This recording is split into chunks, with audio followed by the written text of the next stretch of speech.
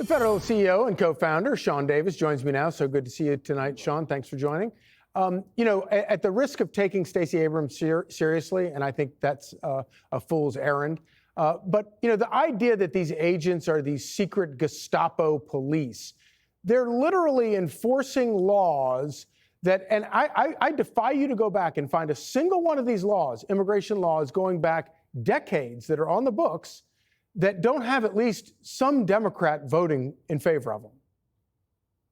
That's right. I mean, we used to have Barack Obama campaigning when he first ran for president on border security. Bill Clinton campaigned on border security. They voted for a wall back in 2007. That's right. And this idea that somehow it's a secret police force hunting people down. I don't know about you. I've traveled a little bit internationally. I've never accidentally ended up in a country and lived there for like 10 years when I wasn't allowed to be there. They all know, the people who came here illegally and are here illegally, they know what they've done and they know they're going to get found out. They have no one to blame but themselves. And God bless the good women and men of ICE and the Border Patrol for going and finally being able to secure our border for us. It's about time.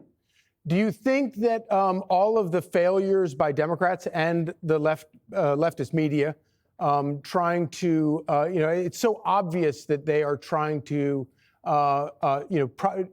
propaganda their way out of this. Do you think that people see through it? Do you think average Democrat-leaning voters see through it? Oh, I think all the voters see through it. When you look at the polling numbers, a border wall is wildly popular. It's popular among Democrats and independents and obviously Republicans. The same goes for deporting illegal immigrants. These are something that large majorities of people oppose. And I guess what I'm confused by is, given the popularity of this stuff, why are Democrats so hell-bent on making sure everyone knows they're against it? Yeah, they seem to just be insistent on shooting themselves in the foot, and it makes no sense. So I think it was 2006 or 2007, I can't remember which, when you had Hillary Clinton and Barack Obama both voting for a completely border-long wall. It was a physical barrier, a physical fence going on. What changed? What was the dynamic that made them decide that it was better to take this unpopular position and, as you say, never come off it? Well, I think part of it was demographics. I think part of it was identity politics, where at some point in the mid-2000s, the Democrat Party decided it was not going to be for the union man. It was not going to be for the middle class. It wasn't going to be for the guy who worked with his hands to make a living. They somehow decided they were going to be the party of freaks and illegal aliens. And I guess it makes sense, because when you look where so many of these illegals are, Democrats need those population numbers there so they get higher apportionment numbers for Congress. So I think it's just a numbers game. It all comes down. It all comes down to apportionment. I agree with you.